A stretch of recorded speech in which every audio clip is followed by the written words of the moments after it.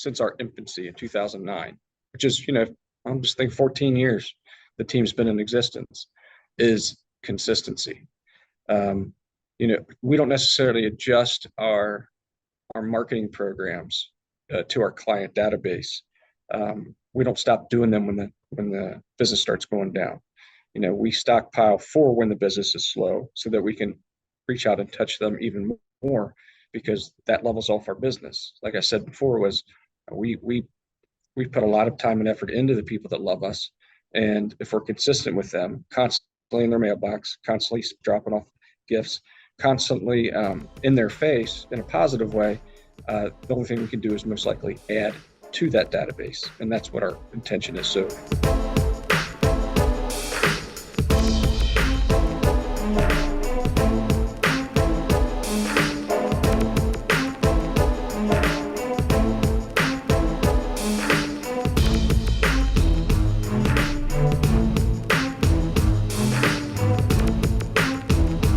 hey, today we have with us Jim Ferguson and John Weaver from the Apex Realty Group, one of the top agents here in Northern Kentucky, Cincinnati market. And we're going to learn a little bit more about what's going good on their business and how successful they've been and what's got them there. Hey guys, where did you guys end up at the end of 2022 with your numbers and your sales volume? We were at 132 transactions for a total of 42 million between Kentucky and Ohio. Awesome. And so you guys been out there for a while. How long have you all been in the business now? It'll be 19 years for the both of us this year each. Oh wow. Yeah, that's a long-standing career. So we got a lot of great information that's going to come from these guys today, and learning a little bit more on what they're doing to be successful and how they're staying successful in today's environment. So if I was to ask you guys, what would you say are the three big basics that you do that really are the foundation of your success? We early on took on, like most people try to, but we took on the philosophy of working by referral. And then everything funnels underneath it. So the very first thing that I would put in order is working by referral. Once you can put that base in your business, and it takes a little bit of time to get there, but once you have that base, you must have an expectation each year of what you can expect in return, providing you're watering that base. I guess the second thing would be is we've adopted the team idea. So strength in numbers. We have a very good core here at Apex, and we don't have a lot of turnover, knock on wood. It's just we're not set up like normal teams are, to the benefit or to the negative of that. We just, when people come, they typically stay. So we're very fortunate in that. As far as number three, I have no idea. I think he's asking you to step in there, John. You got to finish it out, round it out with number three. I feel like, both of those first two kind of incorporate most of what benefits or drives Apex, in my opinion. I think, the people we put in place is one of the big ones. We try to be pretty agent centric, but we also won't necessarily just take on agents to take on agents. We want to make sure there's a role inside the team that they fit, and they are, kind of have the same culture that Apex is trying to maintain. Awesome. That's great. So if we were going to talk about some of the resources that you use that have helped to propel you to success, what would be two of the resources that you guys have utilized that have been able to help you with your success? I think one of the first ones is leveraging, hiring positions, hiring out to individuals to take on responsibilities within real estate that, maybe aren't income generating or lead generating type of activities, and putting people in place who are strong within, those different environments. And I think the second one is our agents. I think without them, and to what Jim said, the power in numbers, and the almost cohesiveness within the team allows it to be a very positive, free-flowing environment versus, I know some of the struggles with team dynamics is some of the drama or the internal, angst amongst. We're pretty fortunate in that situation. I think that a lot of that comes back to just making sure we're putting the right people on the team. Gotcha. So the team has been a very big core to your guys' success. So what's the structure of your team look like? Really, it's a little unique. Not a lot of teams have two team leads, we'll call Jim and I. Jim and I kind of have our own roles within Apex. We try, we're beneficial in the partnership role where, Jim's strengths are a lot of my weaknesses and my strengths are some of Jim's weaknesses. And I think that's what's kind of kept us together this long, and allowed us the growth that we've seen is we balance each other really well, in my opinion. Yeah. And then we have one admin structure of our team. So the two leads depend on the admin to help us process inside of a big name brokerage, Keller Williams. There's a lot of compliance. So Aaron is a key role in that, not only for John and I, but also for the 6 agents that work with us. Our agents are unique in the way that they can not only just find buyers' homes, but they can also list. So it's really like we have a mini brokerage inside of a big brand. With that flexibility, there are positive and negatives, but I feel like the positives far outweigh the negatives because the guys and the girls don't feel like they're giving up part of their business just to be part of a team. Their opportunities just as great as ours are. And then also one small thing that we do that's very unique to the team is our commission structure, as is with the brokerage we work for, is also tiered. So the more you sell with us, the leads still continue to come, the opportunities still get to come, the more you get to keep over a 12-month span. So unlike others, you're incentivized to sell more. And believe me, the agents keep track of that. They're right on the point once they hit $1 million, and once they hit 2 million, once they hit 3 million, they know where they are and they're expecting that extra 5 or 10%. That's awesome. Yeah, that's a great incentive. So it's the two of you as the leads, an admin, and then 6 agents that go and work on the team too. And they both do buyers and they do listings, and that's unique in a team structure for that to be that way. So that's a really cool way to do things.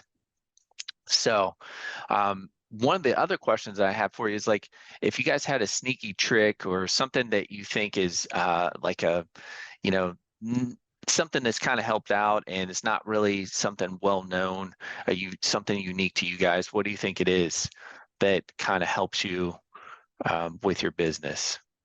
I'm going to hit back on the point Jim just made, and I think the being so agent centric has allowed for the retention and low turnover.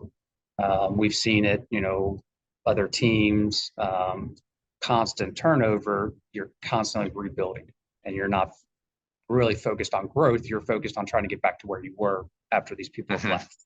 So being fortunate in the sense that we have some very seasoned agents on our team who've been with us for a very long time, allows us to avoid spending time on the challenges of rehiring, retraining, and focus more on the growth aspect of the business. I'd like to piggyback on that truth, but I think one thing, if you talk about since our infancy in 2009, which is, I'm just thinking 14 years the team's been in existence, is consistency. We don't necessarily adjust our marketing programs to our client database. We don't stop doing them when the business starts going down. We stockpile for when the business is slow so that we can reach out and touch them even more, because that levels off our business. Like I said before, was we put a lot of time and effort into the people that love us, and if we're consistent with them, constantly in their mailbox, constantly dropping off gifts, constantly in their face in a positive way, the only thing we can do is most likely add to that database. And that's what our intention is. So my overall thing we do uniquely is the overall consistency. Because I'll look inside this office, $150 million, Cindy Shutterly, to Jennifer, who's 100, she's probably $60 million. We're at 42, but I'm telling you, we've been around the longest, and we'll be around when they're gone.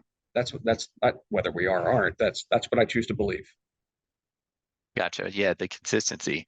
I remember that all this stuff started such a long time ago, and we've worked together for a while now, and you always consistently send those mailers out. Like the mailers and the cards and the note cards are always something consistent, to the fact that I even got a note card from you when I went to the event the other week with the lunch. You sent me a note card back thanking me for coming to the lunch. And I mean, it was just, it's consistency, and that is testament to you and your consistency. If you guys went back and thought about this for a minute and said, hey, you're brand new in the business today, what would your main focus be today if you were brand new in the business right now? Well, I can say, when we bring agents on, it's kind of twofold. We do have a lead generating website that we use to try to generate business quickly for our agents. But more importantly, it's the long-term relationship building. The database is what we're focused on. We know that does take a little bit more time. So we try to offset that time of building our database and getting those in the database to trust us to be their resource for real estate. And we try to implement, essentially online leads to generate that initial business for the agents. Okay. And then Jim, what would your, so you're saying focus on this sphere of influence and your database and some of the online leads that come in from yours. Would you have anything different to add, or would you say the same thing, Jim? It's the same, but it's different. There is the online lead portion, but also if you're not going to do the online lead, you don't feel comfortable with, the alternative is get live leads. Be involved in a bunch of different things. Put yourself in a situation where that you have the opportunity to meet people and bring people into your database that maybe you wouldn't by sitting on your butt inside the office. So one way that I personally like to do is through nonprofits. Not nonprofits I don't believe in, just to be at a nonprofit, but find out what your pulls on your heartstrings. Find out what your big why is, obviously, other than your family, and see if you can't parlay that experience and that what is that called? Say it, philanthropic. Put together that philanthropic endeavor and parlay that into meeting more people. And if I could learn how to talk, I could do more podcasts. That's the one thing that's held Jim back in his career. It's the inability to speak. No, that's good. That's really good. The one thing that is clear about that is that you're saying, like, be with, pick a cause, and you're also not only are you going to meet people that potentially could be business partners with you, but you're also meeting people that all believe in the same cause. So hopefully you have some other bonds that you build with these people as relationships too, because if you're all going for the same thing and you're all helping the same cause, or you're all in the same thing together, then you're just meeting new people and building new friendships and that. So I think that that's a definitely great piece of advice for someone that's new, that's coming in, is like, get involved in their community and to get out there and do some of the philanthropy work, philanthropic work, however you want to say it, the best way. Do you guys have anything else that you'd like to add if you were potentially new coming into the business that might be helpful that we didn't get a chance to talk about, that I didn't touch on? The first thing when you got done saying that sentence is anything else, I was thinking one of our competitors, one of the other brokerages, they use a line pretty consistently: it matters who you're with. And I think there's a lot of truth to that.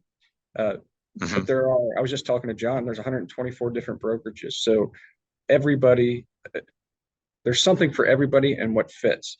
my encouragement would be not go with the first choice that your cousin's friend is telling you to go with.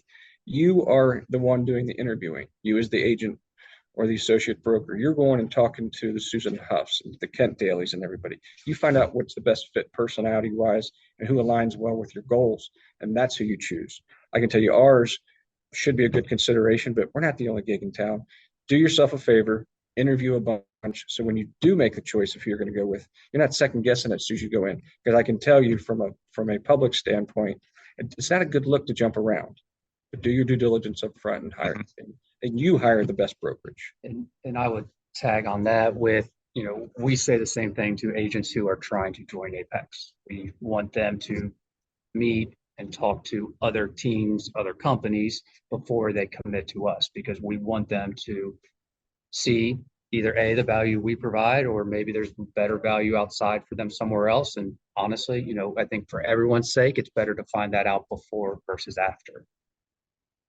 I agree 100%. That was a great value add right there, Jim, throwing that in there. And John, you too. That's very important to make sure you're surrounded by yourself with the like people that have the same common goals. Well, guys, I can tell you this. I really appreciate you coming on and answering all these great questions and just basically being John and Jim like you guys are.